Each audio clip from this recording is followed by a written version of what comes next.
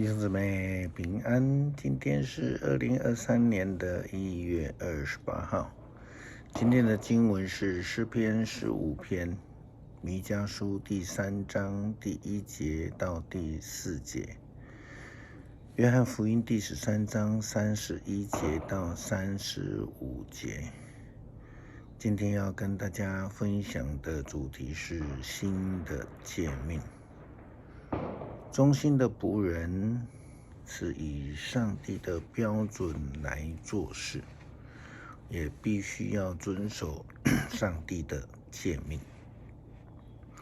这是我们在过去的1个礼拜当中的读经分享一再得到的提醒。基督徒生命的原则就是以上帝的标准为标准。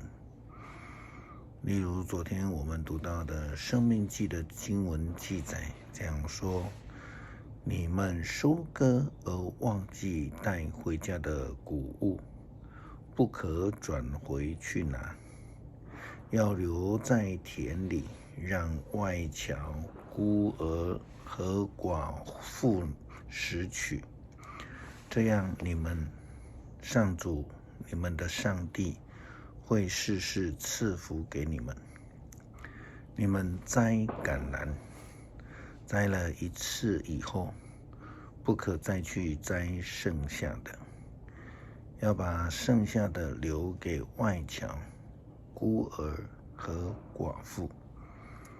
你们摘葡萄，摘了一次以后，不可再去摘剩下的，要把剩下的留给外侨、孤儿和寡妇。要记得你们曾经在埃及做过奴隶，所以我命令你们遵行这诫命。这就是上帝的标准以及他的原则，不但是要去在意软弱者的需要，更要刻意的去行善。这样的生活原则，我们在路德记的记载中看到了波阿斯的好行为，但也从波阿斯对路德所说的话当中得知，当时并不是每一个田主，我们说的犹太人都如此行。如同先知弥迦，他斥责了以色列人的领袖。以色列人统治者你们要听，你们本应该主持公义，但你们反而憎恨善良，喜爱罪恶。你们把我的子民活生生的扒皮，又从他们的骨头剔下肉来。你们吃我子民的肉，扒下他们的皮，打碎他们的骨头，像切肉下锅一样剁碎他们。有一天你们要呼求上主，但是他不回答你们，他不听你们的祷告，因为你们做了邪恶的事。看来当时候的以色列领袖们不但没有慈爱的心，更是做尽了坏事，以权势来欺负自己的人民，更别是说恶劣的对待那些软弱需要帮助的人了。这样的情形，我们在现代的角度来看，我们称为霸凌，或者是权势上的逼迫。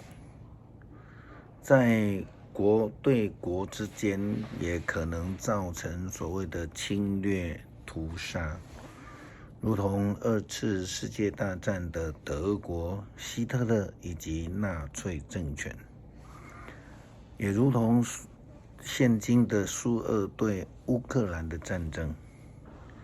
更普遍的发生在中国政权对于其他族群的迫害，也发生在缅甸、阿富汗、以色列、巴勒斯坦等地的一些动荡的情势当中。无论这个政权、这个领导者或是施暴者，他的宗教信仰是否是相信上帝，如同以色列选民或是现代的基督徒，这样做都已经违背了上主的命令与旨意，上帝都会生气，都会秉公来审判。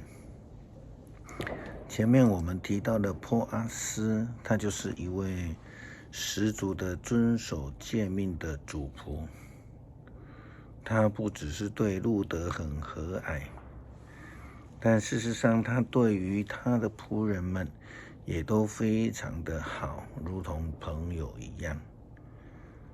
波阿斯是一个非常好的典范，他确实遵守了摩西在生命记当中的诫命，是一个好的见证。这样的情形也曾经发生在法国的南方村庄。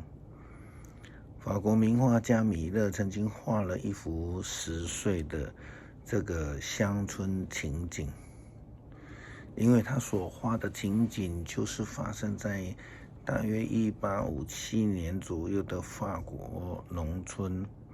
那个时候的田主们完全的按照圣经诫命的教导，他们让寡妇一家3代能够在田里捡拾掉落的麦穗。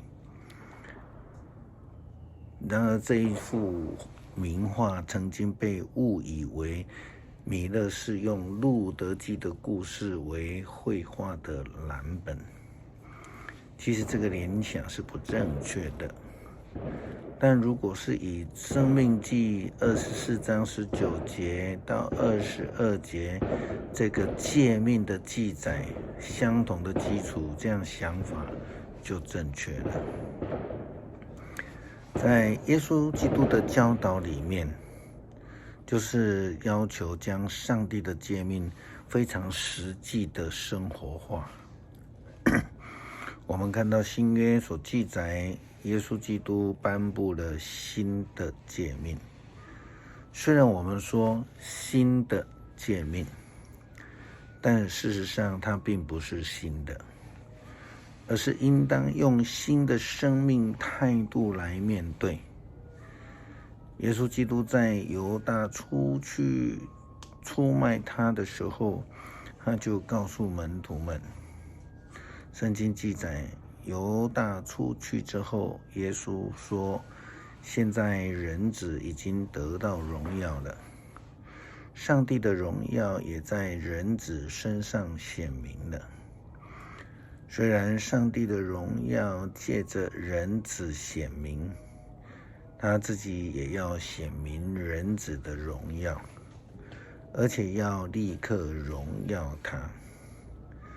孩子们，我和你们一起的时间不多了，你们将寻找我，但是我现在要告诉你们，正如我告诉过犹太人的领袖，我去的地方你们不能去。耶稣基督随后就颁布了新的诫命，他说，我给你们一条新命令，要彼此相爱。我怎么样爱你们，你们要怎样彼此的相爱。如果你们彼此相爱，世人就会知道你们是我的门徒。在这一段经文里面没有提到完整的诫命，在马太福音22章37节到39节有比较完整的记载。耶稣基督说，你要全心全情全意爱主你的上帝，这是第一条。也是最重要的诫命。第2条也一样的重要，你要爱邻人，如同爱自己一样。另外，在路加福音10章25节到28节，总结就是说，基督徒要以爱人，要以彼此相爱来彰显爱上帝的一个生命见证。否则的话，就会如同先知弥迦他所在这个指责的以色列领导者一样。诗篇第15篇，耶和华，谁能寄居你的帐幕？谁能住在你的圣山？就是行为正义，做事公义，心里说诚实话的人。他不以舌头谤赞残谤人，不恶交朋友，也不随伙毁谤邻里。他眼中藐视匪类，却尊重那敬畏耶和华的人。他发了誓，虽然自己吃亏，也不更改。他不放债取利，不受贿赂以害无辜。行这些事的人必永不动摇。恳求主帮助我们成为忠心的主仆，无论在读经、祷告的生活、服事的工作上，都能遵守主的新的诫命，忠心的得主喜悦。感谢祷告，奉主耶稣基督圣名求，阿们。